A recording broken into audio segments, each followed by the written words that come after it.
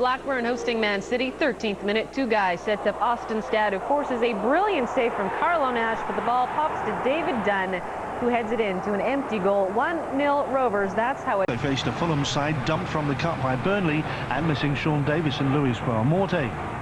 Fulham captain Andy Melville had 6 seasons at Sunderland. He was with them when they won promotion to the Premiership. Matthew Piper got a rare start for Sunderland in place of David Bellion on the right side of midfield. A new proposal to ground share at Stamford Bridge was rejected this week by Chelsea. Loftus Road could be Fulham's home for some time to come. Commentary from Martin Fisher. Has been the brightest of starts by Fulham, providing some room for optimism for Sunderland. Inamoto, just one ahead of him. Louis Saha on the edge of the area now. It's a good run by Inamoto. Can he keep the ball in play? Yes, he can. It's a great ball back. It's a wonderful opportunity. And Brom really should have done better. Here's Saha, and that one's blocked by Craddock. Saha denied just moments after Steve Malbranc really should have given Fulham the lead. Wonderful play by Inamoto. It's a great chance for Malbranc. Sorensen blocked that one. And when the second ball came out for Saha, it's Craddock getting in the way of that one. McAteer finding McCann.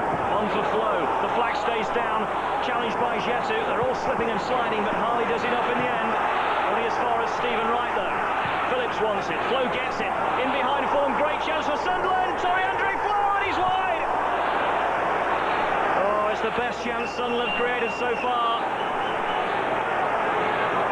Wonderfully threaded ball through there by Stephen Wright. Flo let the ball do most of the work and then trying to find the far post, and it just couldn't quite find the bottom corner. Sunderland will be encouraged by that. Digging up.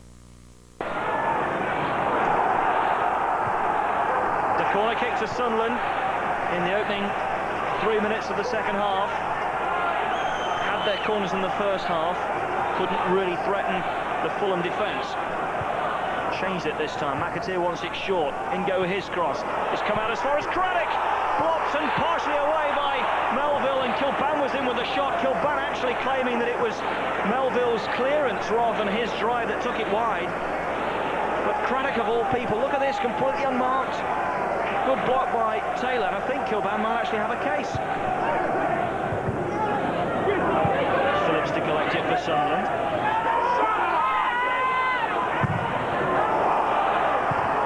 back cross either, and Flo is there, and it's off the line by Harley. Taylor punching it clear. Kilban to knock it back in, and it's headed off the line this time by Jetu. Twice Sunderland denied with goal line clearances.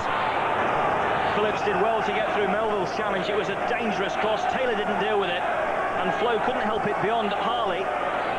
Taylor's punch here only as far as Kilban. It's an awkward bounce, and Jetu clears it from the 6-yard box. Brom. There's McAteer again. Now it's Kilban. And Kilban has a bit of pace, and he's away from Legwinski. Only Phillips and Flo ahead of him. Not a back cross towards Phillips. It's a wonderful cross, and Phillips can't supply the finish. It's a wonderful ball, and Phillips applauds it and knows he should have done better.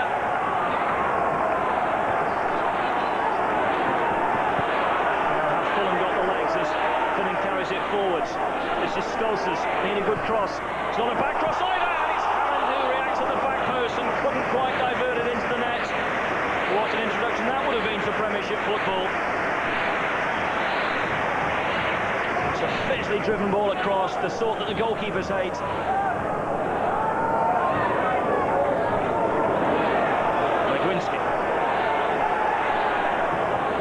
It's a good ball for Stolz's. Sunderland looking stretched momentarily. Good cross. Oh, there's the goal for Fulham. It's heartbreak for Sunderland. Louis Saha for Fulham breaks the deadlock with just 7 minutes remaining. And the cross finding the head of Saha. And Saha finds the net. And it's another nail in Sunderland's relegation coffin. Stands at Riverside, 23rd minute. Canadian Thomas Radzinski gets away from his man on a nice run. Sends it over to Campbell, who touches to Steve Watson, who scores his 6th of the season. And Everton's up 1-0. Start of the second half. Juninho comes on for Colin Cooper to a standing ovation. And Juninho marked his comeback wonderfully. Boateng with the run up the middle over to Ricketts, who plays it to Massimo Macaroni, who promptly squares it, and Juninho is in close to slot home the equalizer. 1-1, and the fans going absolutely crazy in the stands. His first league appearance, and what a way to come back from injury. This one ends in a draw of 1. Chasing Arsenal, Newcastle, they took on Chelsea, who sit 5th. New Magpie Jonathan Woodgate debuts. 31 minutes in, Newcastle breaks the zeros. Norberto Solano's cross headed on by Jimmy Floyd Hasselbank. Too bad for Jimmy, he's on the other team. The own goal makes it 1-0 Newcastle. Hasselbank would redeem himself somewhat. His corner kick finds its way to Frank Lampard, who blasts it to the roof of the net. And this one is all square at 1 apiece. Newcastle restores the lead when Portuguese international Hugo Viana spots fullback Olivier Bernard, who lifts his shot over Carlo Cudicini.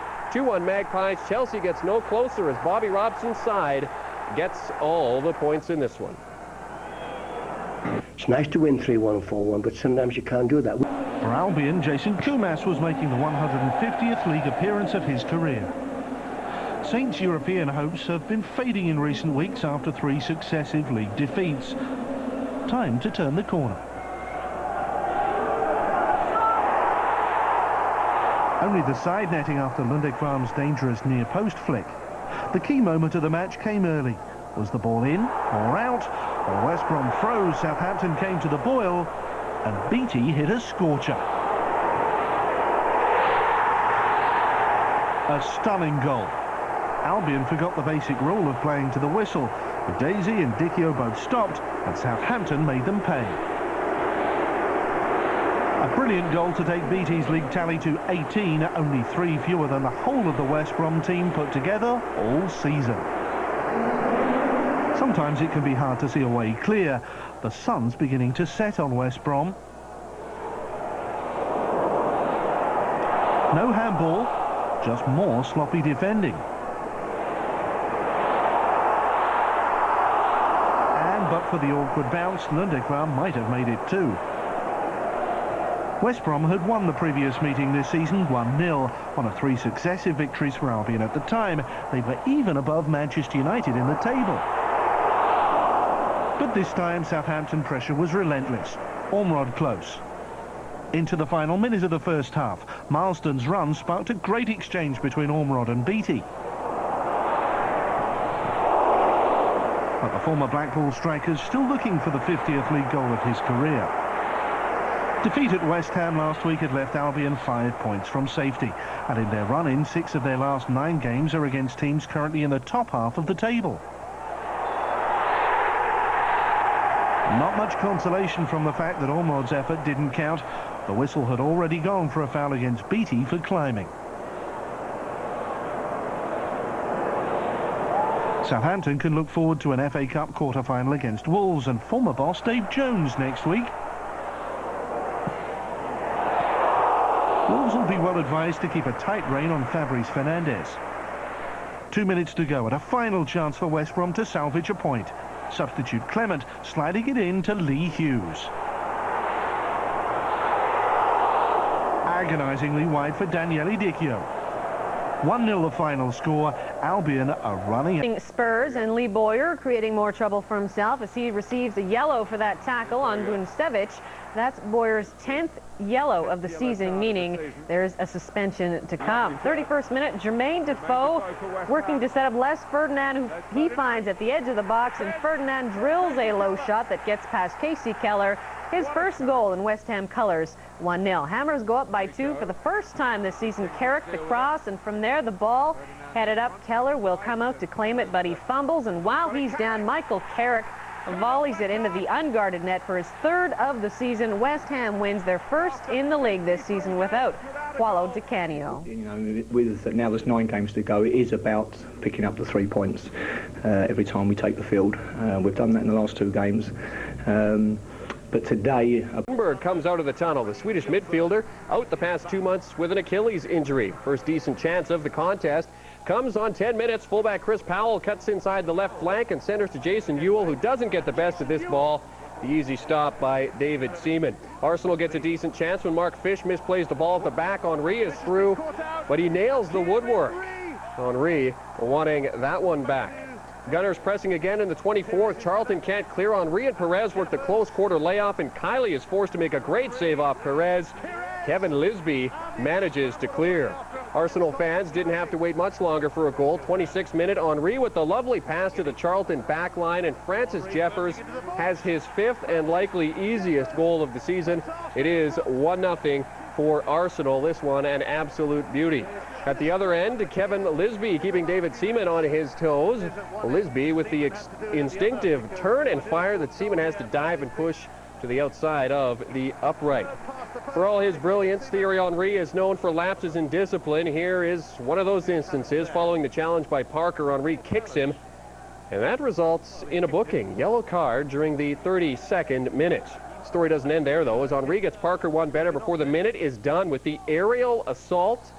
You be the judge on the close-up replay. A little retribution here, or whatever it is. No booking, just a free kick as Henry gets away with one. Seconds before the midway whistle, the Gunners get their second goal. Henry with the burst down the left side, crosses, but the ball goes off Chris Powell's heels to Junberg, who hits the post, but Perez is there to nod it in. Got to be lucky to be good.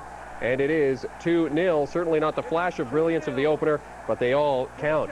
Charlton did have their chances in this one, but they were all stopped by David Seaman, who finished with a clean sheet as Arsenal sit 8 points clear. And the rest of his Aston Villa mates looking to make amends for that in front of their Villa fans at Villa Park, and Birmingham looking to sweep the season series for the first time since the 1977-78 season. We all remember that.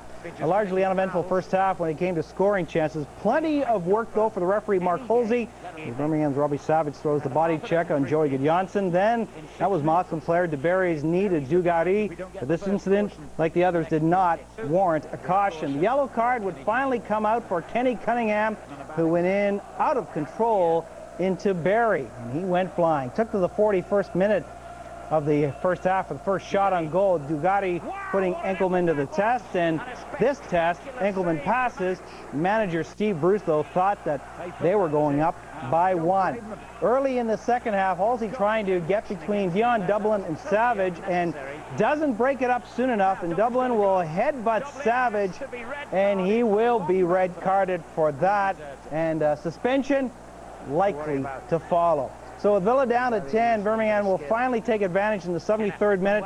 Kenna with the cross. Lazaridis will make it 1-0 for the visitors. And then in the 77th minute, more horror for Enkelman. But Villa aren't finished yet. As Horsfield goes in and tries to reach that loose ball, and he's beaten the keeper to it. Is it to be another Enkelman horror? Yes! Jeff Horsfield has scored! Who said lightning doesn't strike twice? A terrible mistake. Part 2 by the Finnish international. Oh, can't wait for part 3. 2-0 would be the final, but the dirty play continued. Joey Gudjonsson earning himself a second yellow card, and then the red for this tackle on Upson, which almost precipitated a brawl. The FA will be very busy as they review the game tapes of this one. Fans on the field once again. Later in the game, though, Birmingham keeper Nico Vassen injured his knee and had to be taken off in a stretcher. Nasty, nasty game. Let's take a look at the Premiership standing.